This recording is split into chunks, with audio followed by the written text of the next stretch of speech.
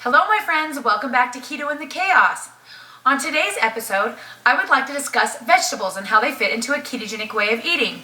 How many vegetables should you eat on keto? Do you have to eat vegetables? How do you count the carbs from vegetables? What are net carbs? These are some of the questions I'd like to answer on today's episode of Mentor Mondays.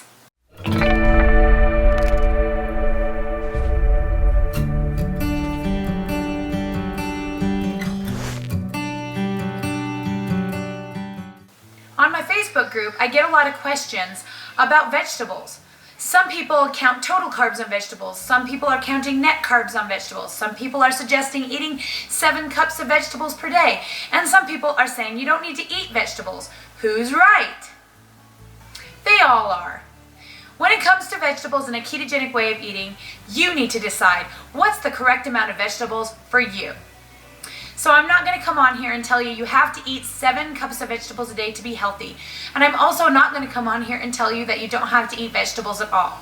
What I'm going to say is that you should eat as many vegetables as you desire to eat. And that you should track them and keep track of the carbs so that you can know that you're not going over your carb limit. It's really hard to go over your carb limit if you're getting all of your carbohydrates from vegetables. So don't stress too much. If you'll notice, sometimes I don't really know how many vegetables I'm eating. I don't always weigh them out in grams. I should, but I don't always. I usually eat 1 to 2 cups of vegetables per day. And because I use net carbs, those vegetables end up being such a small amount of carbohydrates, it usually doesn't affect my carb count that much at all. So I'm pretty loose about my tracking with my vegetables. So what types of vegetables can you eat on keto?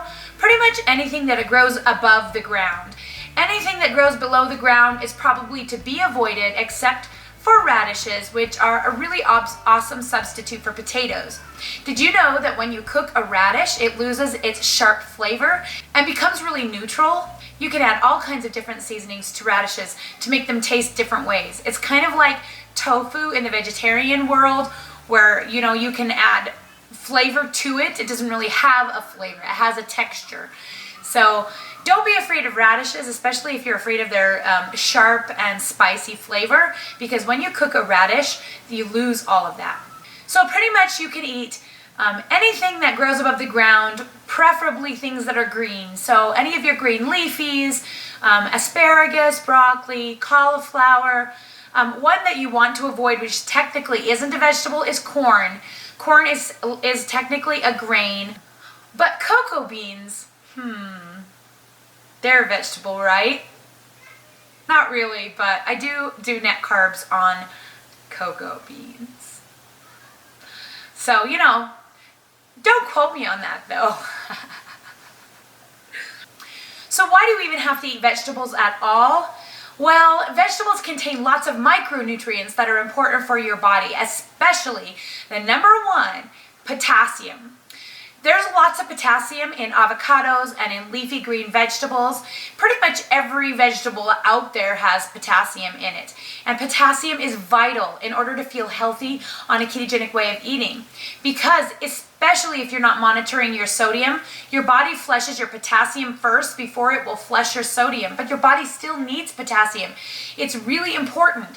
And so it's important to stay up on your sodium levels, but also to make sure you're getting plenty of green leafy vegetables that are full of potassium so that you can get most of your potassium from foods. You can supplement potassium. I prefer to use light salts like New Salt brand or Light Salt brand if I'm going to supplement potassium. You can supplement using potassium citrate powders. I personally don't do that, but you can do that. But the best way to get your potassium is from your meats and your leafy greens. And that is the main reason it is important to get in your veggies. So don't leave veggies on the back burner. Bring them to the plate. Veggies make a ketogenic way of eating much more palatable and a lot more interesting. One thing that I should note for you, when you boil vegetables, also when you boil meats, the potassium leaches out into the water. So unless you're planning on drinking the broth, I don't recommend boiling as a method of cooking. You should stick to steaming, sautéing, and broiling baking, that kind of thing in order to cook your veggies and your meats, because boiling can take the potassium right out of your food, and that is not good. And lastly, how do I count the carbs in my veggies? What are net carbs? Okay, so I count net carbs on veggies, and all that means is I take the total carbs that it lists on the USDA website or in my app. I subtract the fiber from that, because fiber basically just goes right through you. It doesn't really digest or go into your system. So I subtract the fiber from those veggies, and that number is the number of carbs that I count toward my carb total for the day. Most trackers have an option for net carbs. I usually just leave mine set to net carbs. But remember, it can get tricky if you're eating things that are ketofied. So for example, low-carb tortillas will look really good in a net carb counter, but you really should be counting total carbs on things like that. My suggestion is avoid eating ketofied things at all. No bars, no cookies, no tortillas, no products like that. And that way, your net carbs will be clean, and they'll just be your net carbs from veggies, and you don't need to worry about it. That way, the math is all done for you, and you don't have to think about it too hard. But if you prefer, you can just look it up, keep it set to total carbs, and then do mental math to subtract the fiber to kind of keep yourself where your comfort zone is. And my comfort zone is 21 or fewer carbs per day. So that's probably more than you ever really wanted to know about veggies on keto. If you have any more questions, please leave them below. I love questions. It gives me ideas for future videos, and I love answering you guys' questions. I'm pretty good about doing that a couple of times a week, so if I don't get to your question right away, please feel free to message me. My email is ketochaos@gmail.com if you have a question you would prefer to not ask here on the page.